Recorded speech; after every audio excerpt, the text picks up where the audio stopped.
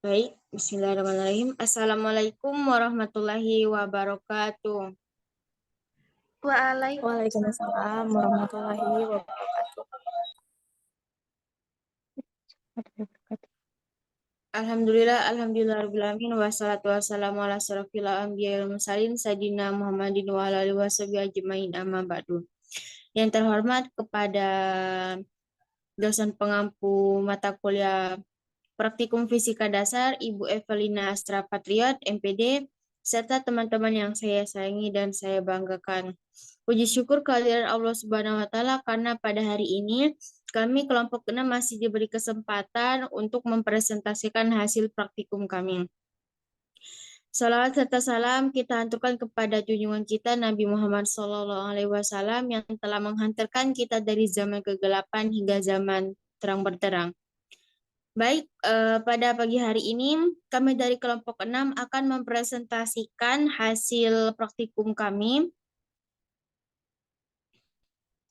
Kami dari kelompok 6 terdiri dari saya, Jinggaya Natasha, selaku moderator, dan ada Fonda Aurelia. Sehat, Fonda. Kemudian ada Arum Noveladinum Ramadhani. Dan yang terakhir ada Nia Damiati. Baik, baik kita lanjut untuk pemaparan materi yang akan dibahas oleh Nia Damiati. Kepada Nia kami persilakan.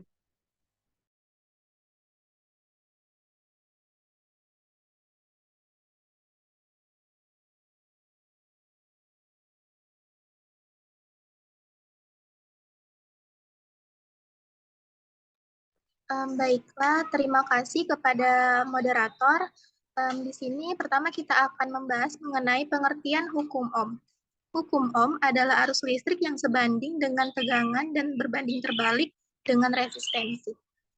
Menurut Kamus Collins, hukum Ohm adalah prinsip arus listrik yang mengalir melalui suatu konduktor yang sebanding dengan beda potensial. Jadi maksudnya adalah hukum Ohm adalah hukum yang menyatakan bahwa besar kuat arus yang mengalir pada suatu pengantar akan berbanding lurus atau sebanding dengan beda potensial dan tegangannya. Sementara akan berbanding terbalik dengan hambatan atau resistensinya. Nah, secara sistematis, rumus hukum Ohm dapat digambarkan sebagai berikut, di mana V sama dengan I kali R, I sama dengan V per R, dan R sama dengan V per I. Di mana V atau voltage adalah beda potensial atau tegangannya dengan satuan volt, I adalah kuat arus listrik dengan satuan ampere, dan R atau resisten adalah hambatan listrik yang terdapat pada penghantar dengan satuan ohm. Next. Nah, hukum ohm ini sering kita jumpai dalam kehidupan kita sehari-hari. Contohnya pada kipas angin, setrika listrik, pengisi daya ponsel atau laptop, dan juga pemanas listrik. Pada kipas angin, di sini arus yang mengalir melalui kipas dikendalikan dengan mengatur resistensi melalui regulator. Knop melingkar pada komponen dapat diputar untuk mencapai resistensi variabel pada terminal keluaran. Untuk nilai input tertentu, kita dapat menghitung resistensi, arus, dan daya yang mengalir melalui hukum Ohm. Kedua, pada setrika listrik. Setrika memiliki banyak resistor di dalamnya. Resistor membatasi jumlah arus yang mengalir melaluinya untuk memberikan jumlah panas yang dibutuhkan. Ukuran resistor yang digunakan di dalamnya ditentukan dengan menggunakan hukum Ohm. Yang ketiga ada pengisi daya ponsel atau laptop. Pengisian daya mobile dan laptop menggunakan satuan daya DC dan dalam pengoperasiannya. Satu daya DC memberikan tegangan keluaran variabel berdasarkan resistensi dan keseluruhan kerja dikendalikan oleh hukum Ohm. Yang terakhir ada pemanas listrik. Pemanas listrik adalah peralatan umum digunakan di musim dingin di seluruh dunia. Pemanas memiliki kumparan logam yang memiliki resistensi tinggi yang memungkinkan sejumlah arus mengalir melaluinya untuk menyediakan panas yang dibutuhkan. Selain itu, daya yang akan disuplai ke pemanas dihitung menggunakan hukum ini. Sekian yang dapat saya sampaikan. Saya kembalikan kepada moderator. Terima kasih. Baik, terima kasih Nia. Baik, untuk selanjutnya, untuk materi selanjutnya akan dilanjutkan oleh Novelini Rum Ramadhani. Pada Rum kami persilakan. Baik, terima kasih kepada moderator. Mohon next slide.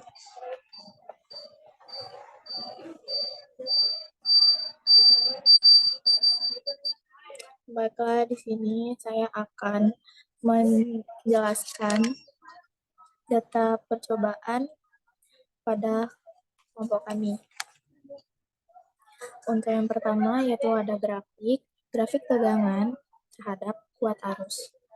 Di sini bisa dilihat semakin besar atau semakin tinggi kuat arus, semakin tinggi atau semakin besar tegangan, maka semakin besar atau semakin tinggi pula kuat arusnya.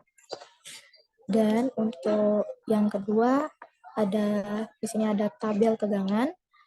Untuk tabel tegangan yang pertama, tegangannya sebesar 4 dan kuat arusnya terdapat 0,035 dan voltnya 3,6. Untuk hambatannya 102,85. Untuk tegangan yang kedua yaitu sebesar 6, kuat arusnya 0,055, voltnya yaitu 5,4 dan hambatannya 98,18. Dan untuk tegangan yang ketiga yaitu sebesar 8, kuat arusnya 0,07 dan voltnya 7,2, hambatannya 102,85. Dan untuk tegangan yang keempat yaitu sebesar 10, kuat arusnya 0,09 dan voltnya 9, hambatannya 100. Dan untuk yang tegangan yang kelima,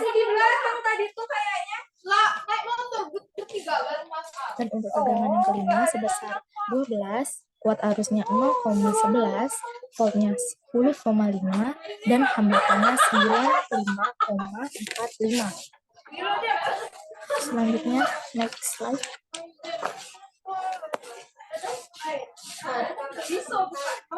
Berikutnya saya akan menjelaskan analisis yang kami dapatkan.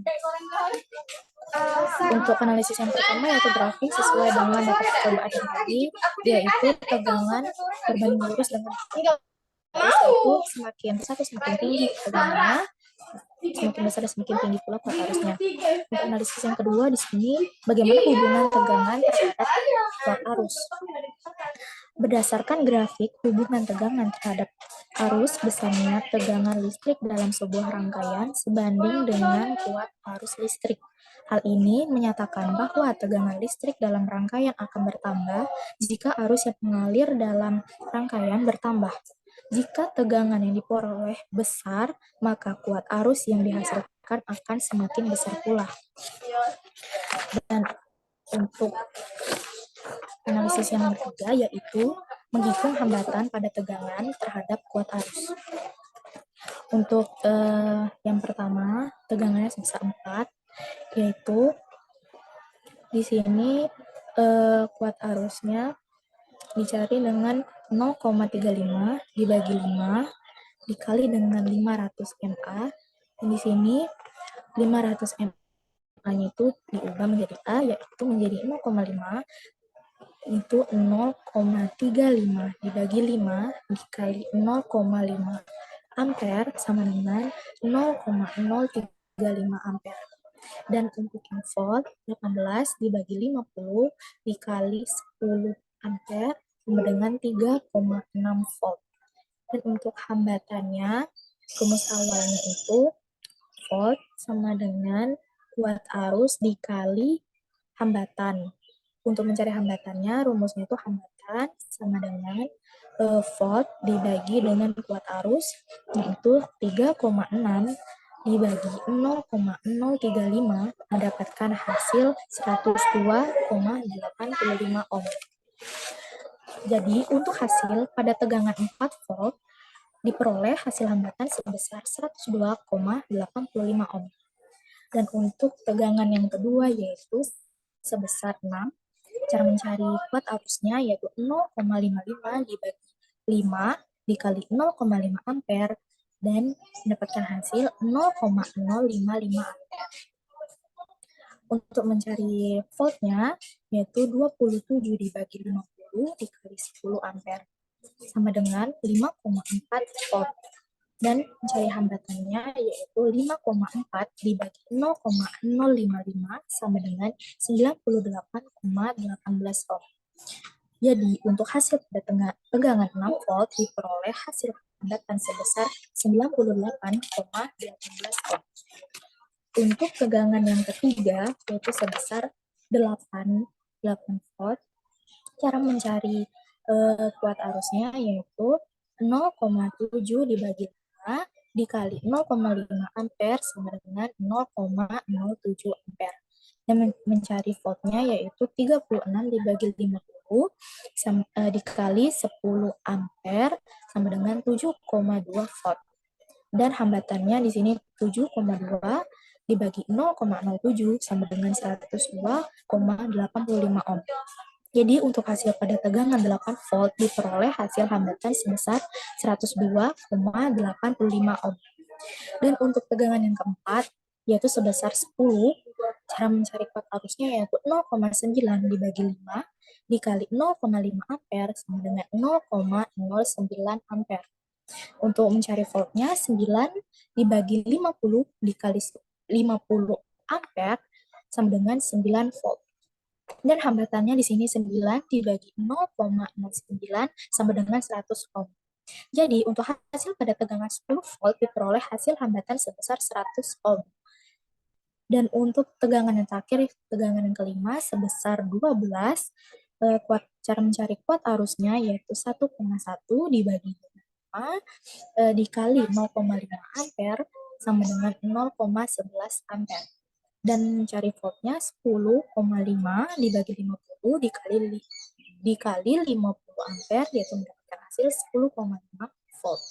Dan hambatannya yaitu 10,5 dibagi dengan 0,11 sama dengan 95,45 ohm. Jadi untuk hasil pada tegangan 12 volt diperoleh hasil hambatan sebesar 95,45. Mungkin itu saja penjelasan yang bisa saya jelasi dari data praktikum dan analisis data. Selanjutnya saya serahkan lagi kepada moderator.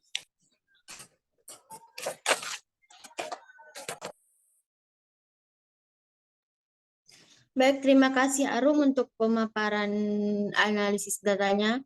Baik, untuk materi selanjutnya akan dijelaskan oleh Fonda Aurelia. Kepada Fonda kami persilakan.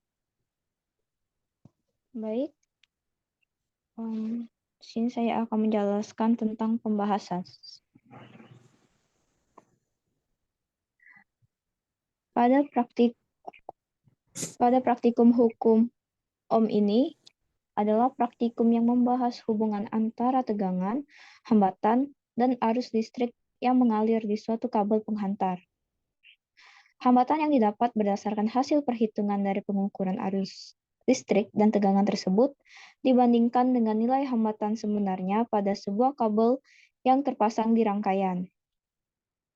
Pengukuran tegangan dan arus listrik pada praktikum ini menggunakan multimeter haruslah sangat diperhatikan, karena apabila terjadi kesalahan, pengukuran atau nilai yang tidak sesuai, hal itu akan mengakibatkan nilai hambatan yang tidak sesuai juga, seperti pada kerusakan alat. Kesalahan rangkaian akan sangat mempengaruhi hasil, bahkan akan merusak alat praktikum juga.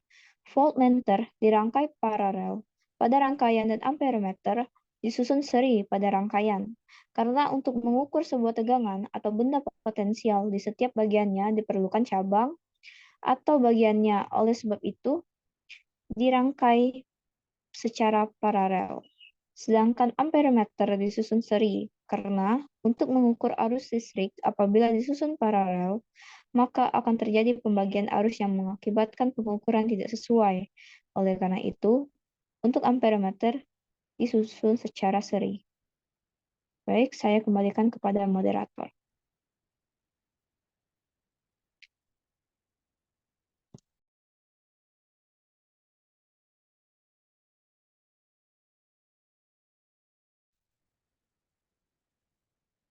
Baik, terima kasih Fonda. Baik, selanjutnya kita masuk ke sesi pertanyaan. Mungkin dari teman-teman ada yang ingin ditanyakan mengenai hukum Ohm ini.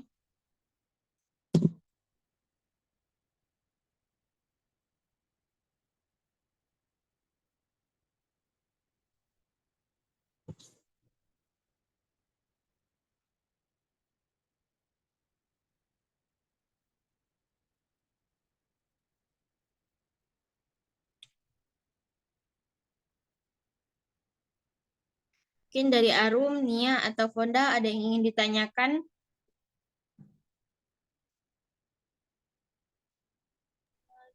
Tidak ada. Baik, kalau tidak ada, saya saja yang bertanya ya. Mungkin siapa yang nyatat, siapa yang jawab ya.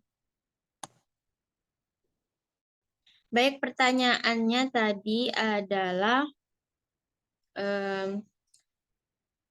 mengapa semakin besar tegangan itu semakin kecil pula hambatannya.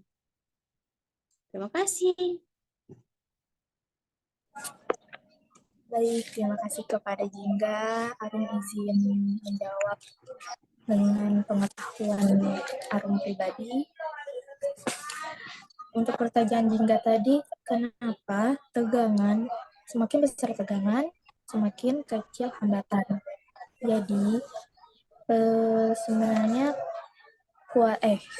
tegangan itu enggak terlalu pengaruh dengan hambatan karena mereka tuh tidak berbanding lurus. Jadi semakin tinggi atau semakin besar tegangan, hasil hambatannya itu bakal kecil. Jadi mungkin itu aja yang dari Harum sampaikan. Mungkin ada yang ingin ditambahkan dengan yang lain.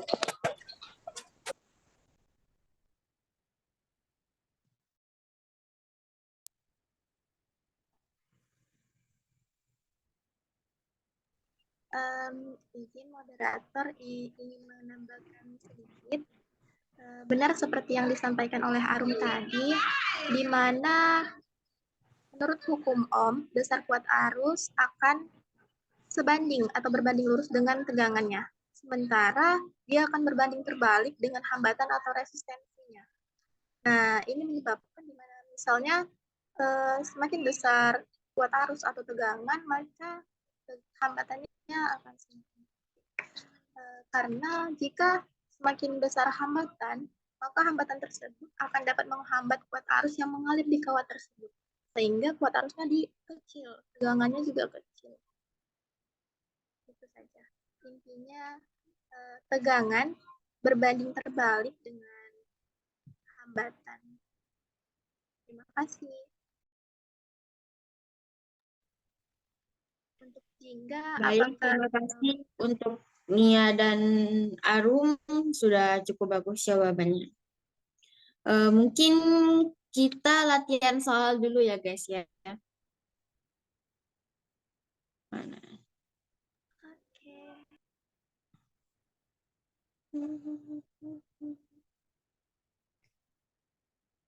Kelihatan nggak?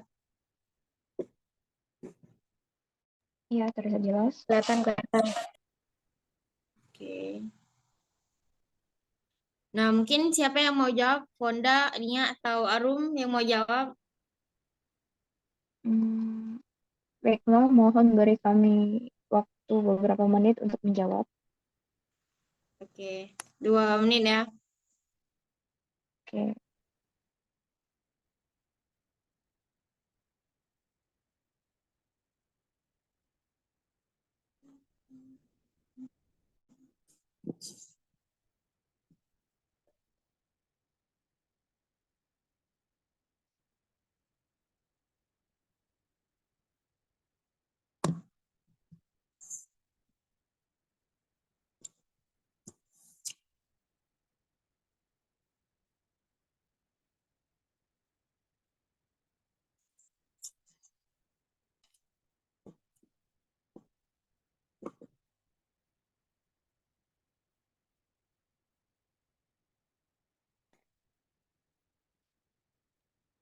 Oke, saya akan menjawab pertanyaan Jingga. Pada Oke, soal silakan. pada sebuah rangkaian listrik dengan tegangan 220 volt dan resisten 20 ohm, berapa nilai arus listrik yang mengalir pada rangkaian tersebut? Jadi, untuk hasilnya, kita bisa menggunakan rumus I sama dengan V per R. Atau bisa juga dibilang tegangan dibagi resisten atau hambatan. Jadi, tegangan 220 volt itu dibagi dengan 20 resisten. Bisa diperoleh hasil adalah 11 ampere. Itu saja untuk jawabannya. Baik, terima kasih. Fonda yang jawab ya. Iya, Baik, terima kasih Fonda udah menjawab pertanyaannya dan jawabannya benar. Mungkin satu soal saja ya guys ya. Nggak banyak-banyak. Baik, mungkin selanjutnya kesimpulan yang akan dibacakan oleh Fonda Aurelia.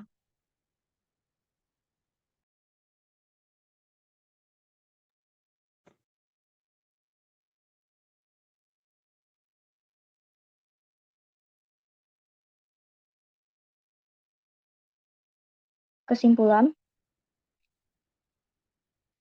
yang dapat kita peroleh dari praktikum kali ini adalah: 1. Jika arus listrik dalam setiap komponen rangkaian seri adalah sama, maka sebaliknya bahwa tegangan dalam setiap komponen rangkaian paralel adalah sama. Kedua, hambatan pada rangkaian seri lebih besar dari hambatan pada rangkaian paralel lebih kecil. Ketiga, voltmeter dipasang paralel karena tegangan pada rangkaian paralel bernilai sama besar. Sedangkan amperemeter dipasang seri karena aliran arus yang sama adalah pada rangkaian seri. Dan yang terakhir, jika voltmeter dipasang seri, maka suplai arus yang akan diterima oleh rangkaian listrik akan menurun. Jika amperemeter dipasang paralel, maka arus yang terukur malah arus yang terbagi dari rangkaian utama. Baiklah, saya kembalikan kepada moderator.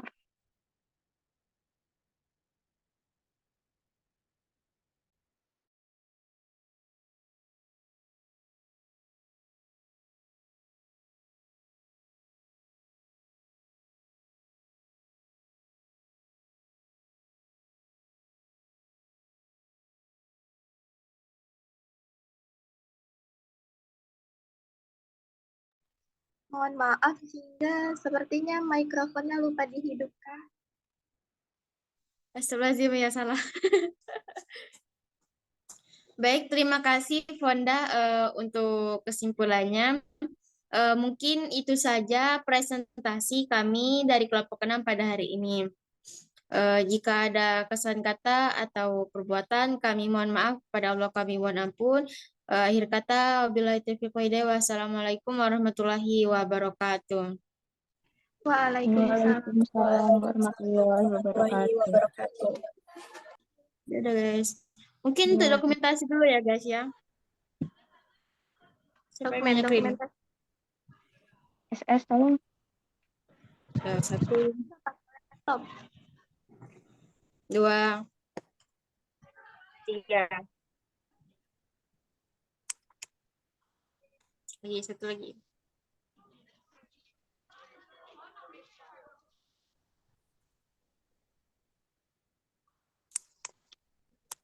Oke, selesai guys. Terima kasih. Dadah. Ya.